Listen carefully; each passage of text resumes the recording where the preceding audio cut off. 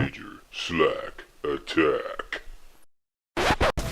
Alright, thanks for joining again. Here we go, the big badass boss fight with the Empyrean Sentinel, by far the toughest of the two.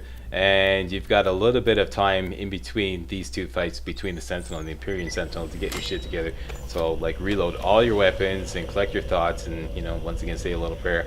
And then get ready to rock and roll. Once again, there's 3 phases. This time a health bar is added on with each phase. You not only have to bring down their shield, his shield, but also his health bar for each phase. And he's got a variety of hellacious, powerful attacks. You could try to mastermind avoiding them, or you could just ignore them and go after them hard. And that's my tactic here. The 3 phases are, I guess we call the slag phase is the first phase. And then the shock phase, that's the toughest one, is the second phase. And then the green barf corrosive goo phase is the third phase. I'm using Miss Moxie's to go after his shield, and Maelstrom and Storm Bleeding are active, and I'm going to use the rocket launcher to bring down his health. He has 3 masks. Only 1 mask is active during each phase. Right now I'm shooting at the wrong mask. It's the purple mask. There we go. So that's the right mask. The glowing purple mask is the right mask. Going at him hard with the rocket launcher. This was the plan, and I didn't want to wait till the rocket launcher reloaded, so, and he only had a little bit of health left, so finished him off there. Now comes the second phase, the shock phase. This is by far what I think the hardest, because he electrifies the entire ground. The entire arena is electrified. Now there are these pillars that rise up, and you're supposed to get on top of them, but I've never actually managed to get on top of those pillars.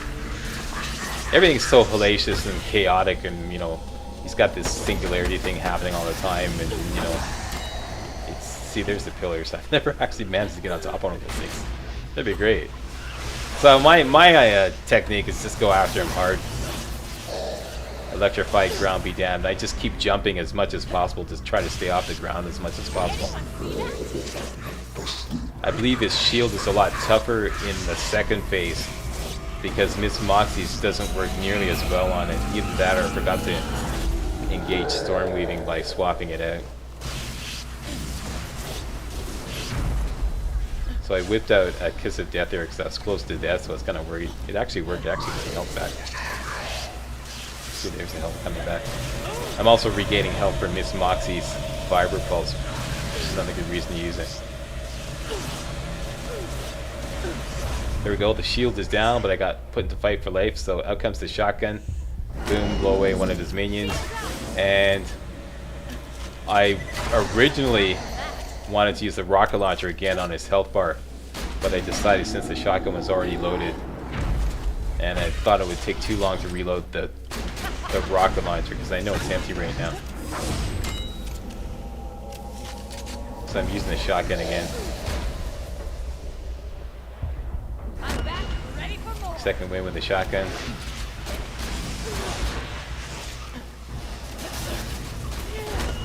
There we go. And I actually got a second wind completing the second phase. Here comes the corrosive barf phase. This doesn't cover the whole ground, it just covers like an area in front of them, so it's a lot easier to deal with.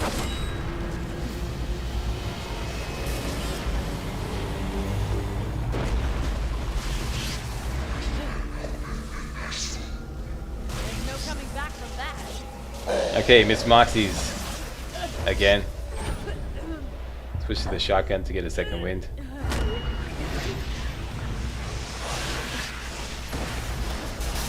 And I'm being corrosified by the barf on the ground.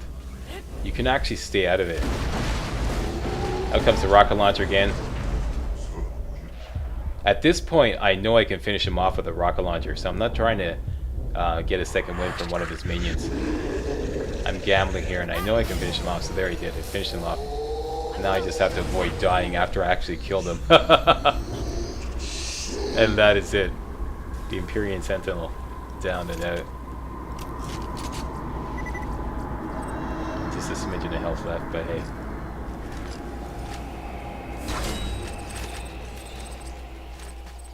Oh, that was Freaking awesome.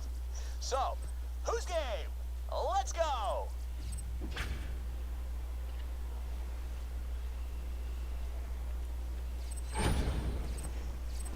And look at all these goodies.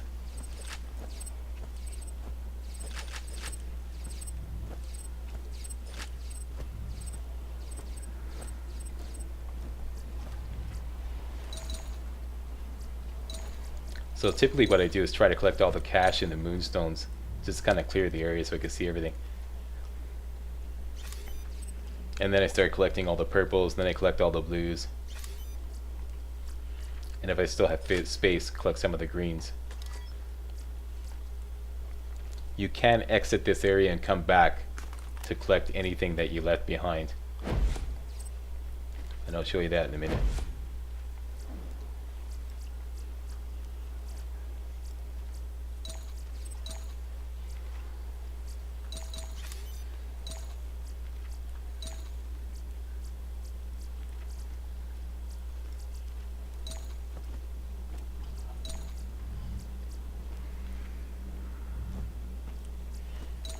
Am I going to do true Vault Hunter mode? I don't think so. I don't think I'll have time. Definitely not right away. Maybe sometime in the new year when I need some filler content.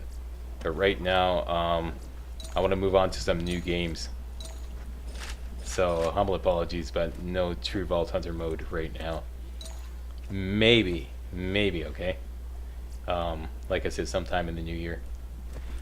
Far too many new games that I may want to do a walkthrough on. So, no true Vault Hunter mode. What new game, Slack? I ain't saying. Possibly Far Cry 4. Possibly.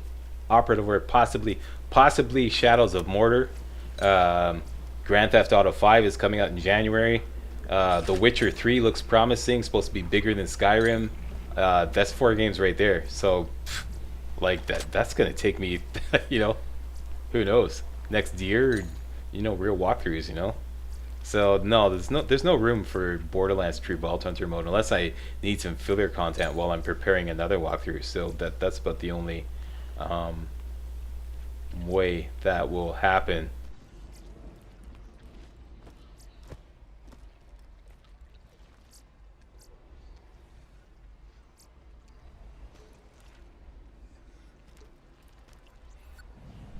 Big bastard, wasn't he? Nicely done. Keep an eye out for that creepy red one. I don't want to get interrupted. Wait. What? That's it? That little thing. The hell did... Oh. What kind of weapon?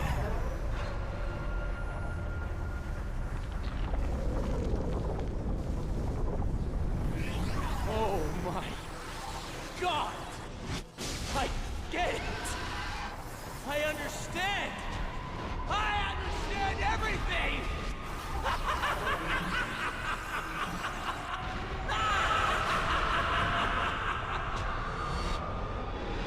Hey, handsome.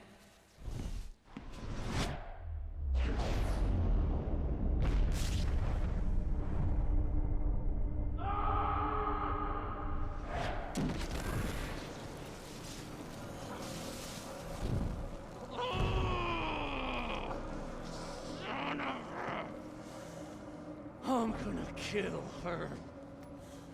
I'm gonna kill them all. Oh, first, you're gonna find me a doctor. Then we're gonna wipe those bandit bastards off the face of Pandora. And then we're gonna wake the warrior. The what? It's gonna be so good. We're gonna scorch the freaking planet in fire. There's gonna be screaming. Bandits are gonna die left and right.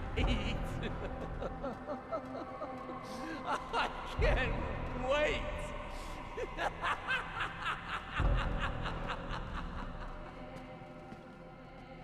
And that is when the hero who saved us on Helios died. That was when I left Handsome Jack's employ. You regret teaming up with Jack? Yes. Now do what you will.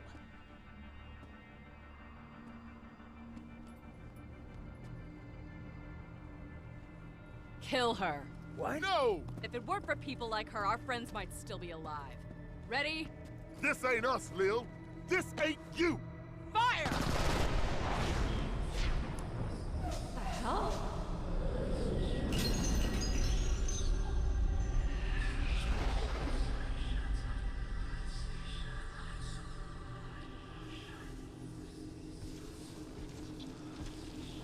Now is not the time for biggery, Vault Hunters. War is coming, and you will need all the Vault Hunters you can get.